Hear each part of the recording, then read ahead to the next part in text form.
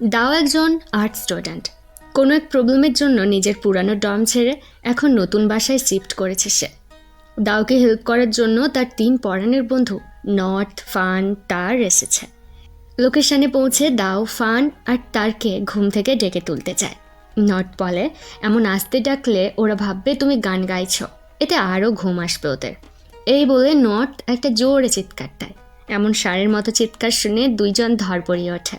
আসলে নট এমনই মজাদার মানুষ। জন্মের আখাম্বা চেহারা দেখে বন্ধুদের ভয় করছিল।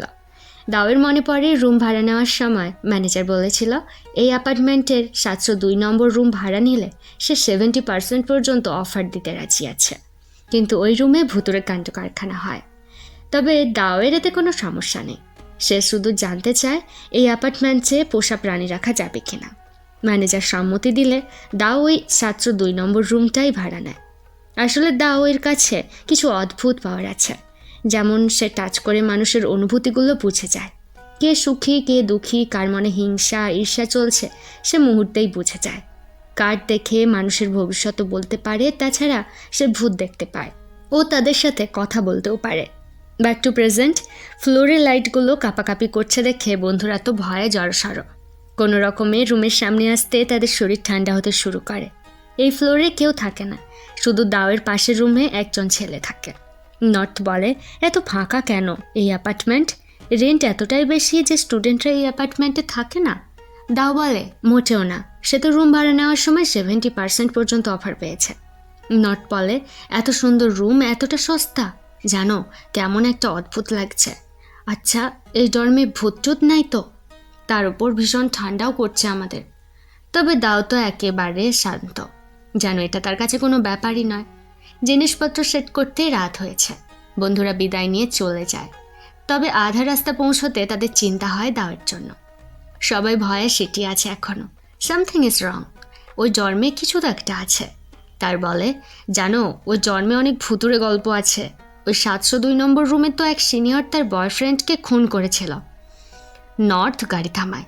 ফোন এক এক করে 702 নম্বর রুমের কাহিনী বলতে শুরু করে। 5 বছর আগে এক মেয়ে জানালা দিয়ে ঝাঁপিয়ে সুইসাইড করেছিল। অন্যদিকে দাওয়ের সামনেও ঘটতে থাকে প্রত্যেকটা ঘটনা। এরপর 2 বছর আগে একজন মহিলাকে বাথরুমে রক্তাক্ত অবস্থায় পাওয়া যায়। তার বয়ফ্রেন্ড তাকে বাথটাবে খুন করে মেরে ফেলেছিল। শাওয়ার নেওয়ার সময় দাওয়ের কানে আসে মেয়েটার কান্নার শব্দ। দাও বলে, ওই শোন, এখন থেকে এটা আমার রুম, তাই অযথা ডিস্টার্ব করিস না। এই বলে সে আগের মতোই শাওয়ার নিতে শুরু করে। অন্যদিকে বন্ধুরা তো ভয়ে শেষ, না জানি দাও কিভাবে সারভাইভ করবে। ফোন বলে, ওরে এখনও বাকি। রিসেন্ট আমাদের কলেজের এক সিনিয়র দিদি তার বয়ফ্রেন্ডকে বিছানার উপর ছুরি দিয়ে খুন করে মেরে ফেলেছিল। বেচারা বয়ফ্রেন্ড ঘুমের মধ্যে বুঝতেও পারলো না কখন সে মরে গেছে।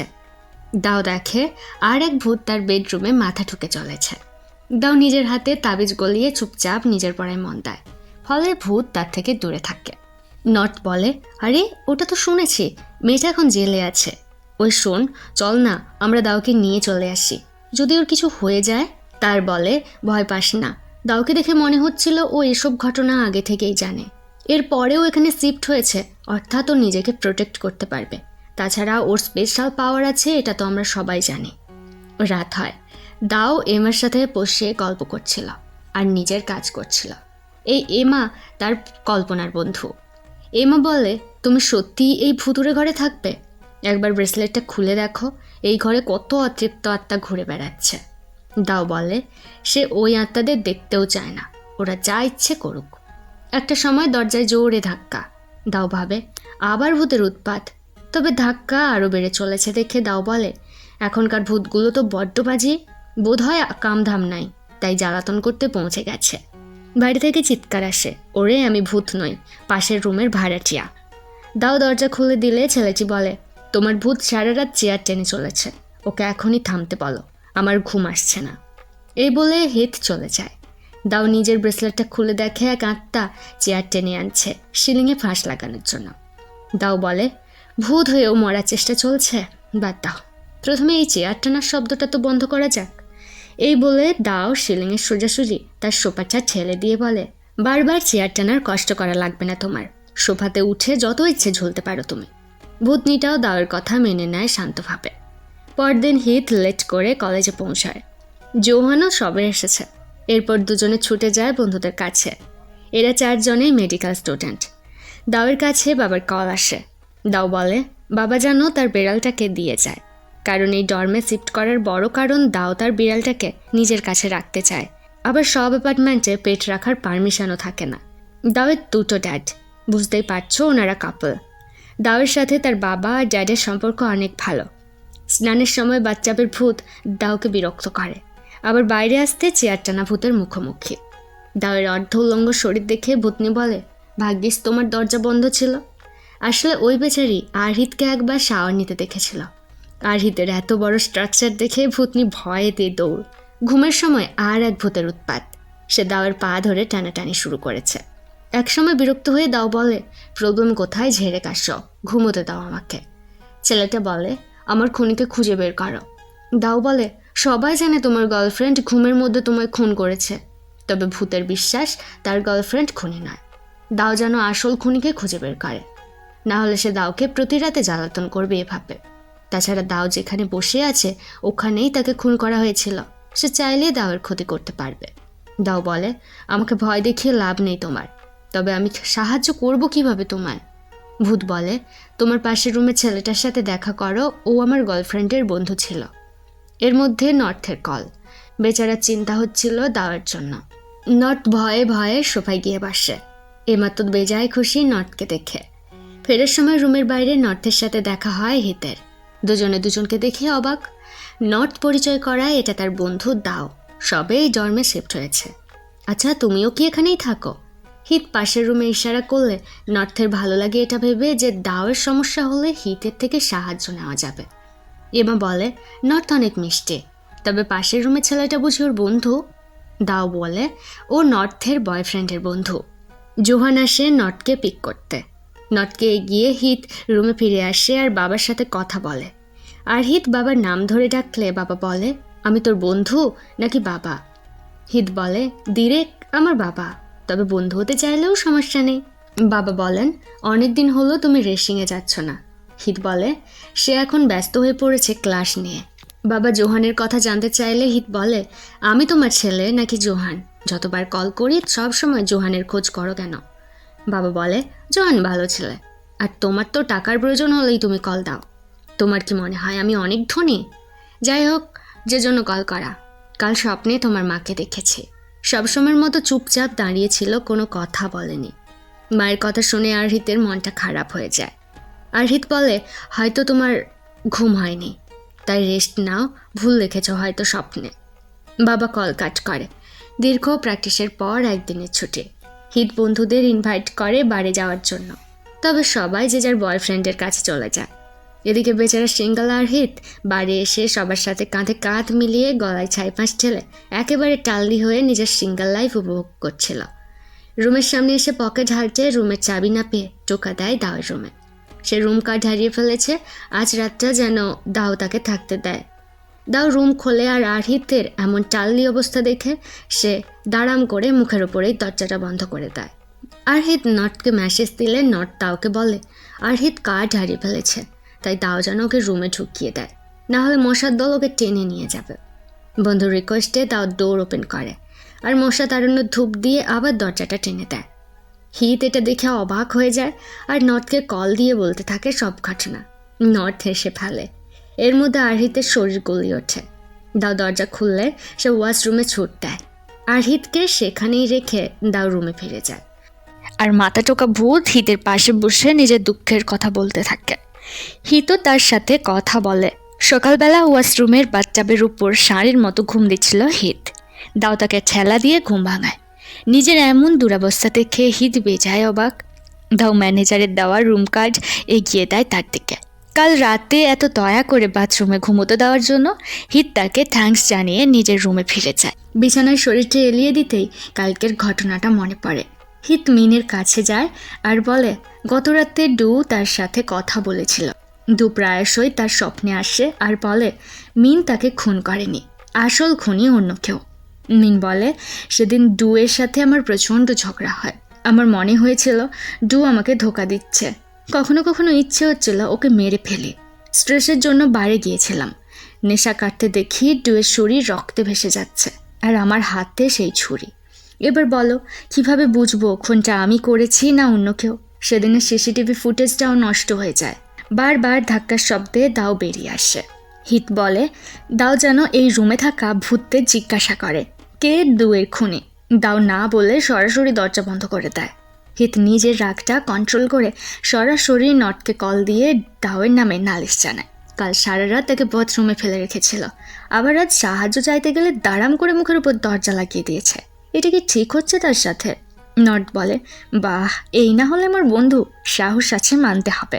ডুকে জিজ্ঞাসা করে দাও সেদিন রাতের ঘটনা কিছু মনে পড়ছে কিনা তার। ডু বলে, না তেমন কিছু মনে নেই। মিন ভেবেছিল আমি তাকে ধোকা দিচ্ছি, তবে ওটা সত্যি ছিল না। কিন্তু আমার বিশ্বাস মিন আমাকে খুন করবে না।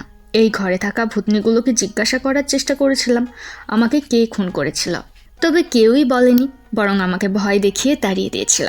বর্তমানে দাও যায় বাচ্চাবের ভূতনির কাছে। ভূতনির কোনো ট্রিক্স দাওয়ের ওপর খাটছিল না। ভূতনি চিৎকার করে তার বয়ফ্রেন্ডের মুন্ডপাত করছিল। দাও বলে, এটা কোনো কনসার্ট নয় যে এভাবে চিৎকার করছ। ভূতনির মনে পড়ে সে কনসার্ট দেখতে ভালোবাসত।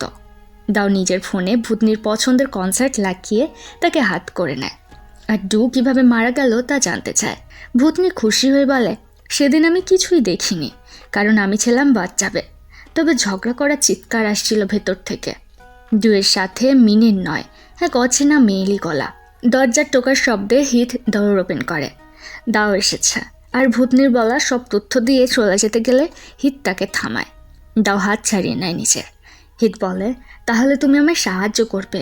দাও বলে, না, সে হিতকে নয়, বরং ডুকে হেল্প করছে। দাওয়ের দৃষ্টি অনুসরণ করে হিত পেছন ফিরে তাকায়, তবে কেউ নেই। হিত ভাবছিল ডু চিটিং করবে এমন মানুষ নয়, তাহলে মেয়েটা কে ছিল? মিনের অ্যাকাউন্ট ঘাটার সময় হিতের নজর পড়ে মিনের বান্ধবী ওলিনের ওপর। ডুয়ের মনে পড়ে ওলিন বারবার মিনকে ডুয়ের সাথে ব্রেকআপ করার কথা বলতো যতবার তার আর মিনের মধ্যে ঝগড়া হতো। হিত পুরো ব্যাপারটা ফাঁকে জানালে ফা বলে, আশেপাশের ক্যামেরাগুলো চেক করে দেখো, যদি সেদিনকার কোনো ফুটেজ রয়ে যায়। অমনি হিত উঠে যায়, সে তো এটা ভেবেই দেখেনি। হিত রাস্তার পাশে সিসিটিভি চেক করছিল। অন্যদিকে দাও রুমের অন্য ভূতনিদের থেকে জেনে নেয় লম্বা চুল, কালো পোশাকের এক মহিলা ছিল সেই রাতে। হিত মিনকে জানায় সিসিটিভিতে ধরা পড়েছে সেই রাতে ওলিন মাতাল মিনকে পৌঁছে দিতে এসেছিল। ডুয়ের মৃত্যুর সময়েই ওলিন বেরিয়ে যায়। তার বিশ্বাস এটা ওলিনের কাজ। সে দ্রুত পুলিশকে বিষয়টা জানাবে, আর ওই ফুটেজটা প্রমাণ হিসেবে দেখাবে। অন্যদিকে ডু জানায় সেদিন রাতের কথা তার মনে পড়েছে। আসলে মিনকে অ্যাপার্টমেন্টে রাখতে এসেছিল সেদিন ওলিন। মাতাল ডু ওলিনকে মিন ভেবে জড়িয়ে ধরে। লিনো অনেক আগে থেকেই ডুকে পছন্দ করত, তবে ডু যখন বুঝতে পারে যে এটা ওলিন মিন নয়, তখন সে বলেছিল সে লিনকে মানতে পারবে না, কারণ মিন তার গার্লফ্রেন্ড আর সে মিনের প্রতি লয়াল। রাগের মাথায় লিন নিজের গলায় ছুরি ধরেছিল, ডুকে হুমকি দিচ্ছিল। ডু সেটা কেড়ে নিতে গেলে টানাটানির চক্করে তা গিয়ে লাগে ডুয়ের পেটে। এরপরেই সে মরে ভূত হয়ে যায়। পরদিন ডু মিনের সাথে দেখা করে নিজের পরিচয় দেয়। সে এখন 702 নম্বর রুমের বাসিন্দা।